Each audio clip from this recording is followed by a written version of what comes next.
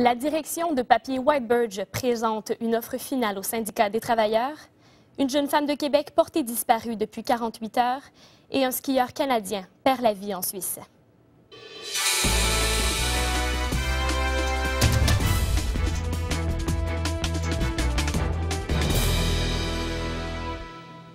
Mesdames et messieurs, bonsoir. Voici ce qui a retenu l'attention dans l'actualité aujourd'hui. Le syndicat des travailleurs de l'usine papier Whitebird de Stadacona devrait se prononcer sur sa décision à la suite de l'offre finale présentée par la direction de la papetière de Québec. Les quelques 600 travailleurs sans emploi depuis le mois de décembre souhaitaient revoir leur convention collective. Après avoir constaté un déficit budgétaire de 300 millions de dollars, la direction avait formulé son intention de faire des coupures dans le salaire et les pensions de retraite, ce qui avait suscité évidemment bien des réactions. La première proposition du patronat avait été rejetée en janvier. Les 5 cégeps de Québec ont finalement pris position et se sont rangés du même côté en rejetant la participation à la grève pour contrer la hausse des droits de scolarité. La grève générale illimitée touche jusqu'à maintenant plus de 130 000 étudiants à travers la province. 36 personnes ont perdu la vie à la suite de bombardements à Idlib, au nord-ouest de la Syrie. Les autorités locales en ont fait l'annonce un peu plus tôt ce matin, alors que l'émissaire international de l'Organisation des Nations Unies, Kofi Annan, était en pourparlers avec le président syrien Bachar al-Assad dans la capitale de Damas. Près d'un an après le début du soulèvement populaire contre le régime politique, Kofi Annan souhaitait parler d'un éventuel cessez-le-feu et de l'accès à l'aide humanitaire, ce qui a attisé la colère de plusieurs. Et le constat est toujours aussi alarmant en ce qui concerne les taux de suicide dans les communautés autochtones du Canada. Ève, les statistiques sont très élevées et une multitude de facteurs sont en cause. Oui, Josiane, le taux de suicide chez les communautés autochtones du Canada sont, tout groupe d'âge confondu, plus de 3 fois supérieurs à la moyenne canadienne. Comme vous l'avez mentionné, plusieurs facteurs entrent en jeu, notamment la loi sur les Indiens, qu'ils jugent réductrice et qui les empêche de s'autogouverner, mais aussi l'éloignement des réserves sur lesquelles ils vivent, ce qui contribue justement au manque de perspectives d'avenir. Comme vous allez pouvoir le constater dans le reportage qui suit, les pensées suicidaires chez les jeunes autochtones commencent très tôt. Il y a des tentatives déjà à l'âge de 8 ans. Donc, le problème commence très tôt. Le taux de suicide chez les jeunes autochtones est de 5 à 8 fois supérieur à la moyenne canadienne. Donc, les gens arrivent à 15 ans, ils ont déjà une carrière suicidaire de 10 ans parfois. Les 4 derniers siècles de colonialisme et d'assimilation sont la cause de conflits culturels. Même si génétiquement, les Autochtones ont été toujours des batailleurs pour survivre, ils se sont battus entre eux aussi beaucoup. Donc, la valorisation du guerrier, et le guerrier n'avait pas peur de mourir. Alors, eux non plus n'ont quand même pas cette culture-là d'avoir peur de mourir, là. Ils vivent donc au jour le jour. Ils ne se demandent pas qu'est-ce qu'ils vont faire quand ils vont être adultes. Ils se demandent qu'est-ce qu'ils vont faire d'ici à la fin de la semaine, à la fin du mois, comment ils vont survivre à courte échéance. Les communautés autochtones n'ont pas tous les leviers nécessaires pour assurer eux-mêmes leur développement économique, ce qui engendre plusieurs problèmes sociaux. L'avenir est assez sombre en termes des emplois, le marché du travail. Les jeunes sont mal préparés. Ils n'ont pas été intégrés non plus souvent suffisamment avec la société québécoise. C'est le problème d'estime de soi chez les jeunes autochtones qui est une des principales causes du suicide.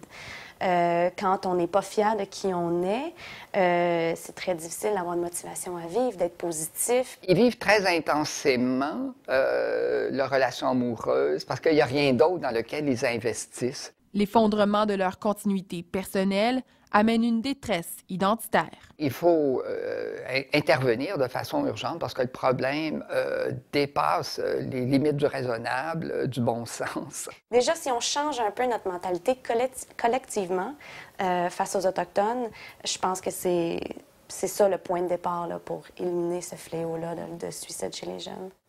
Ève Lévesque, pour les Jeux franco-canadiens de la communication, UQAM. Et du côté culturel, maintenant, Ada, après les Oscars et les Génies, au tour des Québécois de célébrer leur propre cinéma. Tout à fait, Josiane. C'est demain soir à Montréal qu'aura lieu la 14e soirée des prix Jutra. Et évidemment, sans doute, c'est Monsieur Lazare qui se démarque vraiment, le film de Philippe Falardeau, avec 9 nominations, dont 3 les plus prestigieuses, soit le meilleur film, la meilleure réalisation et le meilleur scénario. D'ailleurs, le film a eu tout autant de nominations au prix Génie de jeudi dernier qui avait lieu à Toronto et en a remporté 6, entre autres pour le meilleur film, la meilleure réalisation, le premier rôle masculin pour l'acteur algérien Felag et rôle féminin de soutien pour la très jeune Sophie Nélis. Et pour en revenir à nos Jutras, est-ce qu'on sait exactement quels films feront compétition là, à Monsieur Lazare? Et oui, Josiane, en nomination aux côtés de M. Lazare dans la catégorie de meilleur film, il y a également Coteau Rouge d'André Forcier, Starbuck de Ken Scott, Le Vendeur de Sébastien Pilote et le film Nuit numéro 1 qui en fait le premier long métrage d'Anne Hémon. Pour le Jutra du meilleur acteur, la lutte sera assez féroce entre Felag, qui incarne M. Lazare, entre Mario Saint-Amand, qui a redonné vie à notre Jerry Boulet, et Gilbert Sicotte, alias Le Vendeur. Et il y a quand même eu quelques surprises au niveau des nominations. Oui, Josiane, le film Coteau Rouge, comme je l'ai mentionné plus tôt, n'a pas eu de critiques très flamboyantes au moment de sa sortie, mais il récolte quand même 8 nominations. Plusieurs déceptions aussi au niveau des autres films pas en nomination, dont le film Marécage de Guy Hédouin et le film En terrain connu, qui est le deuxième film de Stéphane Lafleur. C'est dans le fond les deux grands oubliés de cette soirée.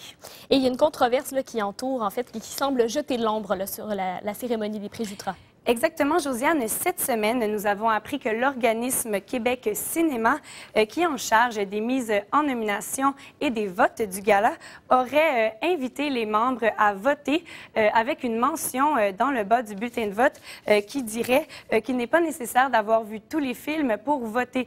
Donc, on comprend toute la polémique que ça a créé dans le milieu du cinéma. Et il y a plusieurs personnes, dans le fond, qui mettent en doute la pertinence des mises en nomination.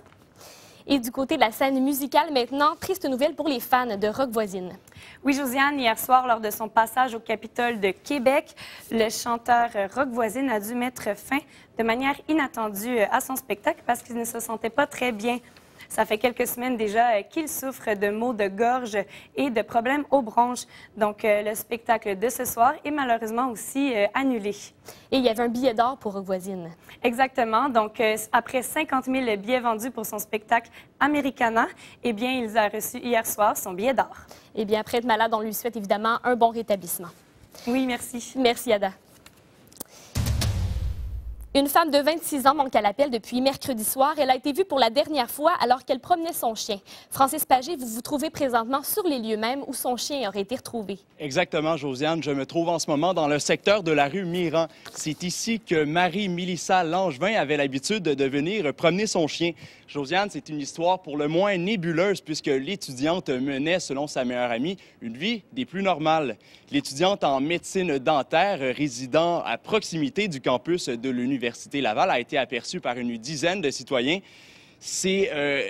Oui, effectivement, alors qu'elle promenait mercredi soir son chien aux alentours de 19h30. Est-ce que ça a émis certaines hypothèses au niveau de la disparition de cette jeune femme? Eh bien, le porte-parole de la